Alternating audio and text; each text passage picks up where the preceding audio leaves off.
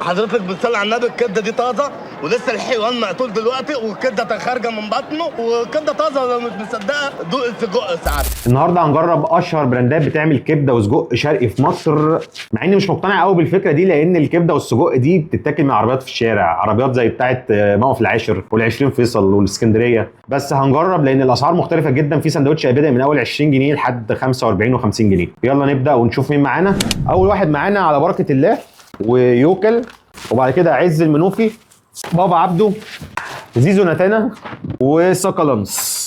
قبل ما نبدا الحلقه ما تنساش تعمل لايك للفيديو وتشترك في القناه، ولو عجبك الفيديو وحابب ان احنا نعمل افكار زي كده تانية يا ريت تكتب في الكومنتات. اول واحد معانا على بركه الله جبنا منه كبده وسجق. على بركه الله ده مشهور جدا، يعني الناس اللي من القاهره اكيد عارفاه، هو موجود في رمسيس قدام اسم الازبكيه. احلى حاجه فيهم عندهم الكرم بصراحه، يعني انا كل البراندات دي يعني في واحد بس او اتنين اللي ما جربتهمش قبل كده. فجايب كيسين ترشي، عارفين انتوا الترشي بتاع محلات الفول ده اللي هو بيبقى جامد ده متخلي البيتي، وقرنين شطيطه، والساندوتشات. معلش هنفتح عشان التجربه تبقى ايه كامله. نجيب الشطيطه الناحيه دي. نسيت اقول لكم النهارده المقارنه تبقى ماشيه ازاي. احنا هنقارن السعر والتغليف وحجم لقمه العيش وحجم الحشو والتتبيله بتاعه الكبده او السجق. ده كده اول واحد معانا على بركه الله. الحشو بتاعه كويس، سندوتش لقمه صغيره خالص. سعر السندوتش عنده 20 جنيه. تعالى كده ندوق الكبده لوحدها. كبده شارع على ابوها يعني. يلا ندوق، سواء الاكياس مجهده شويه. طيب هو حط هنا كده على الكبده من جوه. بصراحه الحشو بتاع الكبده كتير على النهايه ب 20 جنيه. طبعا احنا مش هنسال النهارده على اي مصدر للكبده دي بتبقى جايه منين، ده مش موضوعنا. بس ده راجل كريم قوي. بص الريشه قد ايه. طيب الطعم بتاعها حلو، التتبيله بتاعتها مش عاليه قوي، التتبيله بتاعتها ضعيفه خالص، يا دوب التوم. كلنا عارفين طبعا الكبده بتبقى توم، الكبده بتبقى توم وكزبره وشويه خل مع الكبده كده. الكبده جايه بتشد سيكه. هي تجربه لذيذه بصراحه على سعر 20 جنيه، فهو يعني حلو جدا. الطحينه اللي جوه برده مش خفيفه، في بصل، لا مش بصل، في فلفل كده ايه بس خفيف خالص. وعايز اقول لكم ان السبايس بتاعه كمان مش عالي، وده حاجه كويسه عشان ما بحبش السبايسي عالي قوي. ده كده طعم الكبده. تعالوا نخش على السجق. تعالوا نفتح السجق. انا بصراحه اكتر حاجه مستغرب لها هو حجم السجق، يعني او الحشو غير طبيعي على 20 جنيه. بس ما علينا، مش دي قصتنا النهارده. ده الشكل كده بتاع السجق، متقطع حتت صغيره مش قوي يعني، وعليه طحينه وخلطه. تعال ندوق عشان هو باظظ خالص. عارف سندوتشات البيزك اللي كل فيها حاجه ماشيه مع بعضها، مفيش حاجه زايده، فانت واخد تجربه. طيب بغض النظر عن نوع الكبده او السجق، احنا زي ما قلنا احنا ما بنتكلمش في الانواع النهارده خالص، احنا هنتكلم على الطعم وحجم الحشو واللقمه والسعر والتغليف. طبعا التغليف زي ما انتم شايفين يعني هو مش محتاج كلام ان شاء الله. فالسعر 20 جنيه، السندوتش سعر كويس قوي، الحشو كتير قوي على 20 جنيه. كتير قوي والله. مش عارف، بس ممكن عشان العيش غلي. طيب مبدئيا كده هنديله 8 من 10. تجربه لذيذه، التغليف مش احسن حاجه، سعره حلو، كميه الحشو حلوه، بس اللقمه صغيره قوي يعني، فهياخد 8 من 10. ونخش على بعض. بعد كده معانا يوكل. التغليف بتاعه حلو قوي بصراحه، وهو كاتب كلمه شيك كده اوريها لكم في الكاميرا. هو كاتب كده الانتخه حلوه ومفيش كلام، بس الاكل ده وصل لك عن طريق احد شركائنا من شركات التوصيل، ولا يقارن باللي طالع سخن وطازه من الفرع. عايز تجرب يوكل بجد، يبقى تيجي تستلم الطلب بتاعك تسليم ايد، وتقعد على صندوق الكازوزه وتسمع عدويه زي اخواتك. على الحنان ده كله. على الام بقى. رايق قوي بصراحه، والتغليف بتاعهم كويس. هو جاي بسعر 31 جنيه، فالسعر حلو قوي. بس انا واخد انطباع من الفيديوهات اللي بشوفها عن يوكل ان السندوتشات بتاعتهم صغيره قوي بصراحه، بس بصراحه التغليف بتاعهم عالمي. ده عالمي عالمي يعني. تعال نشوف كده في ايه جوه الكيس. هم عاملين الكبده والسجق معامله ما ينفعش نعملها الكبده والسجق. الكبده والسجق دي يعني بصراحه شكله حلو جدا. بسم الله يا سلام. لا وكمان عشان الاكل ما يبردش ايه الحلاوه والجمال ده. طيب ده كده البوكس بتاع يوكل. هو احلى حاجه فيه ان هو بيبقى معمول زي الدرج. فتعال يا اختي كميله، يا اختي ده طلع اصغر من الفيديوهات. ده الشكل بتاع الكبده والسجق كده، بصراحه الشكل بتاعه تحفه يعني. طيب على بركه الله ما كانش جايب ليمون، كان جايب فلفل بس. هنا مش جايب فلفل ولكن جايب ليمون، وانا بالنسبه لي الليمون اهم بكتير جدا. هو الانتاج مش صارف على الحلقه دي ولا ايه؟ سندوتشات صغيره اهو. طب هنحاول نطلع السندوتش قبل ما يخلص من ايدي وتاكله. ده كده شكل الكوكو ساندوتش او الميني ساندوتش. والله انا لو يعني ابقى كداب لو قلت الحشو كتير، يعني هو مش. بص هو الحشو كتير على الحجم بتاعه. تمام. الريحه بتاعته واصله جامده قوي، يعني ريحته باينه قوي. اللقمه صغيره جدا، بس احنا هندوق بقى ونجربها. السعر بتاعه 31 جنيه، فهو يعتبر غالي على حجمه. هنتكلم في اكله شعبيه، تعالوا ندوق بشويش بشويش. اقرب تشبيه لكبده يوكل ان هي كبده بيتي قوي، يعني مستويه جامد، تحس طعم الكبده حلو جدا، يعني تحسها بلدي، بس انا مش متاكد من الموضوع ده بصراحه، فمش هحكم عليه بالنسبه لباقي البراندات كلها، بس حاسس ان كواليتي الكبده طعمها حلو قوي، باين وما فيهوش زفاره، مش بتشد، حلو قوي، طعمها حلو، الرغيف طعمه حلو، بس يعني ما 72 سندوتش عشان تشبع من ده، فالطعم بتاعه كويس قوي، بس على حجمه ده عايزين نشوف بقى بوكس يبقى مثلا فيه 12 سندوتش فتقعد تاكله، فب 30 جنيه 380 370 جنيه حاجه كده، فلا غالي قوي، بس بصراحه كواليتي الكبده عالميه. تعال نخش نجرب السجق. ده كده منظر السجق، هو مش عارف هو محروق منهم او هو مجهد شويه، وحاطين من جوه كده صوص وشويه بصل مكرمل باين. ايه ده؟ بصل مكرمل ومستردة، بصل مكرمل ومستردة وحتتين صغيرين خالص سجق كده. يلا ندوق. السجق هو مش زي ما انا قلت، هو مش محروق، هو واخد سنه تدخين كده بصراحه، ما حسيتش باي طعم حاجه محروقه خالص، هو الشكل بتاعه بس بتاع التحمير، المستردة مع البصل المكرمل مع تتبيله السجق طعمه حلو قوي. يعني مشكلتي الوحيده بس مع السندوتشات دي ان هي حجمها صغير جدا، يعني انت ممكن تخليه السندوتش مثلا ب 50 60 جنيه، بس ما تسيبليش اللقمه دي كده وتدولي ب 30، فعشان اخش والدنيا تظبط معايا. كواليتي حلوه جدا برده بتاعت السجق، التتبيله بتاعتها من النوع اللي انا بحبه، يمكن السبايسي شادد سيكا، بس بصراحه تحفه. بالنسبه لتقييم يوكل، هو يوكل ده لو السندوتشات جالي كبيره، هي المشكله الوحيده السندوتشات، حوار ان هو مش جايب مخلل دي مش مشكله عويصه قوي يعني، ولكن موضوع ان السندوتش صغير ده يقفلني خالص من التجربه. عشان كواليتي الكبده بصراحه والسجق، فانا هديله 8.5 من 10. هل في حد هيجي بنفس الكواليتي بتاعته بس بقى حجم الرغيف كبير وبتاع؟ فده اللي هنشوفه. يلا نخش في اللي بعده. بعد كده معانا عز المنوفي. عايز اقول لكم ان عز المنوفي هو يعني اقرب حد ليا، فبصراحه باكل من عنده كتير، يعني الكبده يعني هو يعتبر البراند الوحيد اللي انا ممكن اكل من عنده كبده، لان هو قريب مني، غير كده باكلها في الشارع زي ما بقول لكم على العربيات، وما بركزش في موضوع الكواليتي ده قوي بصراحه، بركز مع التجربه. زي الفول برضه، عارف شكل عربيات الفول. طيب هو المفروض ان التغليف بتاع عز المنوفي بيبقى احسن من كده، بيبقى بوكس وبتاع، يمكن عشان طالبين 4 سندوتشات بس، فجاي في طبق فويل. اكتر حاجه بتعجبني في اللقمه بتاعت عز المنوفي ان اللقمه بتاعته عليها سمسم من بره. عايز اقول لك ان تجربه السمسم مع الشبت والحاجات اللي بيحطها دي مع خلطه الكبده بيبقى طعمها حلو جدا. الحشو متوسط، مش كتير قوي ولا قليل قوي، حجمه كويس، مش زي حد مثلا زي عبارة الله كتير جدا وبتاع، لا هو حلو قوي على السندوتش على قد الرغيف.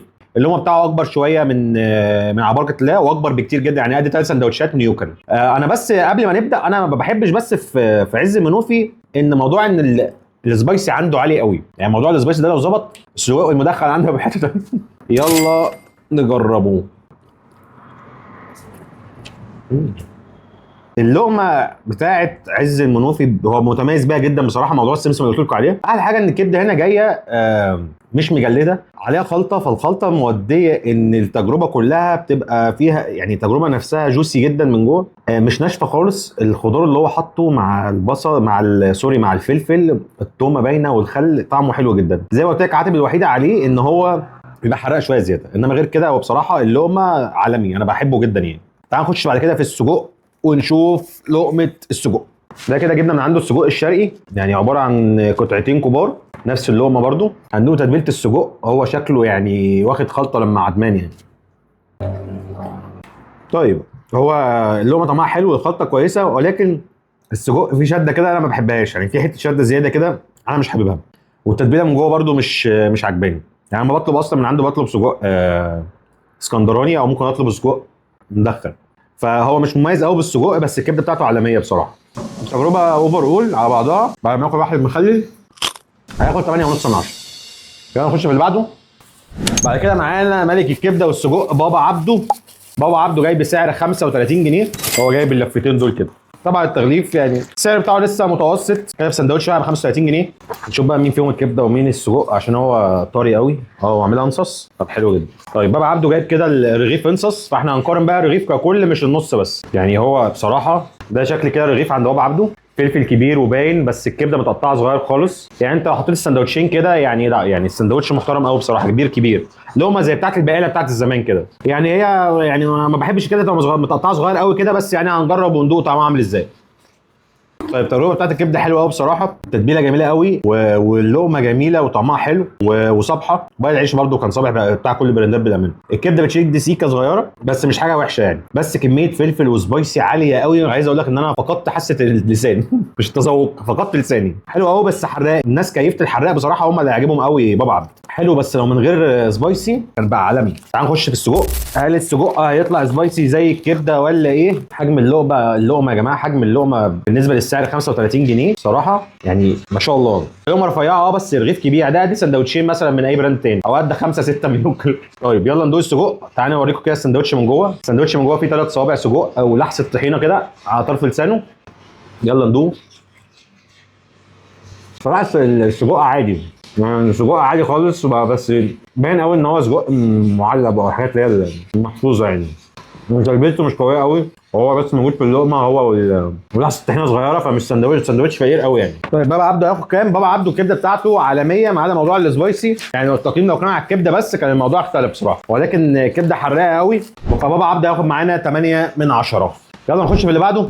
بعد كده معانا مطعم زيزو نتانا. زيزو نتانا عنده شويه سندوتشات مهلبيه ايه عجب. طبعا نار على العالم، مش محتاج ان انا اقول مين زيزو. احنا جايبين برده كبده وسجق، عاملها انصص برده، اسكندرانيه عارفين الانصص، انصص. طيب هي السندوتشات بس على ما وصلت في الدليفري جايه يعني مرهقه جامد يعني، هو شايل لك الحته اللي في السندوتش بتاعت العيش دي اللي ما بتتاكلش، ودي حركه كويسه بصراحه. ده كده شكل النص عند زيزو، يعني الحشو مش كتير، قليل حاجه بسيطه بس قشطه يعني. هو عنده ميزه ان يعني ده نص مش سندوتش كامل، فانت لو جيت تبص هتلاقي يعني موضوع كبير، سندوتش كبير وكل حاجه، ولكن هو بيقطع الطرف اللي هو بيبقى بتاع العيش الفينو ده اللي محدش بياكله، ده هو قطع من السندوتش يعني. فتعال نحط بقى ونجرب. هو جاي برده مش جايب معاه مخلل او اي حاجه. مخلل. بتشوف انت الفيديوهات ما بيروح جاي على الطاسه حط خل كتير كده بالازازه. يعني بالنسبه لي ده سندوتش الكبده المثالي، جامد جامد جامد جامد. الكبده دايبه في بقي، والتوابل مش مغطيه طعم الكبده خالص، الخل زايد شويه بس انا بحب الكبده تبقى فيها مزازه كده. اللقمه حلوه، وحجم السندوتش يعتبر هو اكبر واحد لغايه دلوقتي، الرغيف بتاعه او اللقمه بتاعته كبيره قوي، فطعمه حلو قوي بصراحه. والسبايسي عايز اقول لكم ان هو جاي من بعيد خالص يعني، ما تحسش بيه. الله يفوز. نخش بعد كده على السجق. انا بقيت عندي تخوف يعني، اول ما بنفتح الكبده الناس اللي عامله كبده بتاعتها بتبقى حلوه قوي، السجق بيخيش مش عارف ليه، ولكن هنفتح ونشوف. نفس الفكره برضو، اللقمه هنا هو عامل العيش انصص، فالانصص زي ما انتم شايفين كده. بص يعني حته سجق يعني، بص متغذيه صراحه يعني، الحشو كتير قوي، جامد جامد وكبير. يلا ندوق كده السجق. لا السجق مش حلو، ده اسوأ سجق جه النهارده. الموضوع عم تاكل السجق من جوه يبقى فيه حاجات كده بتشد، او من التتبيله بتاعته وحاجات بتورش. لا مش حلو خالص. السجق مش حلو، الكبده حلوه قوي بس السجق لا تعبان. انا هحاول اخد من صباع تاني بتاع سجق، يمكن انا عشان بس ما اظلموش. في شغل في الموضوع بيشد قوي. لا مش حلو، ما عجبنيش السجق، لا سيء ما يتاكلش، فاهم؟ سيء يعني. طيب هندي زيزو نتانا كام؟ انا والله الموضوع صعب قوي يعني، الكبده حلوه قوي بس السجق جاي تعبان. طب هو لو جاي على قد الكبده بس على فكره ممكن ياخد 9.5 من 10، ياخد 9 من 10 مرتاح قوي، ولكن مع السجق بما اننا بنجرب التجربه مع بعض الاثنين مع بعض، فلا ده ياخد 7، ياخد 7 من 10. يلا نخش في اللي بعده. اخر واحد معانا واغلى واحد، سكالانس. تعال نشوف كده الكيس فيه ايه. حاطط لك جلافز، مناديل كتير، ومخلل، ولافف السندوتش كده في كيس شيك بصراحه عالمي. هو يوكا التغليف بتاعه كان احسن شويه، بس ده بقى يا باشا مخلل. هي علبه صغيره بس يعني كفيك في السندوتشات دي. مخلل من الكيلو 25 جنيه، عارفه بقى عند الراجل كده مشكل بس جامد طبعا. ومناديل كتير بصراحه، جايب مناديل كده كتير بصراحه يعني، جايب شويه مناديل حلوين، وجايب لك جلافزات كتير، جايب 4 جلافزات على اساس ان في 2 هياكلوا، فاحنا هنحترم بصراحه ان هو جايب جلافزات ونلبسها. اوبا عيش فرنساوي. بص اللقمه كلها سمسم، وبص كميه الحشو اللي جوه. بس عايز اقول لكم ان كميه الحشو واللقمه نفسها كبيره يعني، السندوتش بصراحه يستاهل فلوسه. رغيف فرنساوي، انا اول مره اشوف حد بيهتم كده بالسجق كده يعني. تعال نقطم كده من النص. يا رب نبدا بالسجق الاول، فيا رب التجربه تختلف والسجق يطلع حلو يعني. كل مره بنبدا بالكبده والسجق يخيش. بص هو سجق والخلطه اسكندراني، مش شوح وبتاع بس بصراحه عالمي. الخلطه حلوه، مسبك، طعم الصلصه فيه باين، محطوط عليه بصل، ملحه مظبوط، الفلفل طعمه باين، مش حراق قوي، ترش جامد. شكلك كل ما بتدفع فلوس في الكبده اكتر بيبقى الطعم احلى باين. بس انا نعرفه ان انت كل ما رغيف الكبده سعره اقل كل ما بيبقى احلى، يعني مش عارف. تجربه السجق حلوه قوي بصراحه، عجبتني جدا. اللقمه حلوه وطريه وكميه الحشو كتير جدا في الساندوتش. تعالوا بعد كده نخش نشوف الكبده. زي ما قلنا برضو اللقمه يعني ما شاء الله يعني مليانه سمسم وكبيره. الميزه هنا يعني كان في سندوتشات اطول منه، بس الميزه ان هو اللقمه بتاعت الفرنساوي مش اللقمه الصغيره. بص كميه الكبده، لا كميه كبده كتير.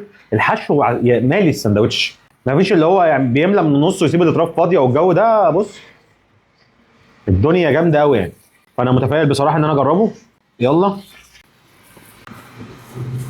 كبده جامده قوي، الخل مظبوط مع التومه مع شويه الكزبره مودين الطعم في حته عالميه، وبرده الفلفل مش كتير، في توازن في الطعم كده حلو قوي قوي قوي. يعني انت لو رايح انت واصحابك ممكن تروح تجربوا التجربه دي مع بعض كده.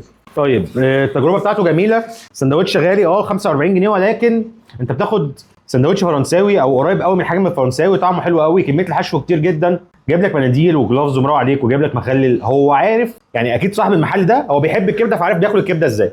فدي تجربه عظيمه بصراحه، هديله كام من 10 بصراحه على الحشو والطعم والكميه اديله 9 من 10. سوخالانس انا اول مره اجربها على فكره، يعني معظم البراندات جربتها قبل كده البراندات دي، ولكن طعمه حلو قوي. انا عايز اقول لك ان هو كان هينافس على بركه الله وش، بس على بركه الله بيعمل نوع تاني من الكبده اللي هي بس الكبده بس اللي باينه. التحابيش والفلفل كتير، الحاجات دي كلها ما بتبقاش باينه عنده. فانا احسن واحد بالنسبه لي هختار سوخالانس، وبعده يجي على بركه الله بصراحه. التجربه كانت جميله جدا، الاكل طعمه جميل، التجربه دي حلوه، انصحكم تجربوه، وبرده على بركه الله لازم تجربوه.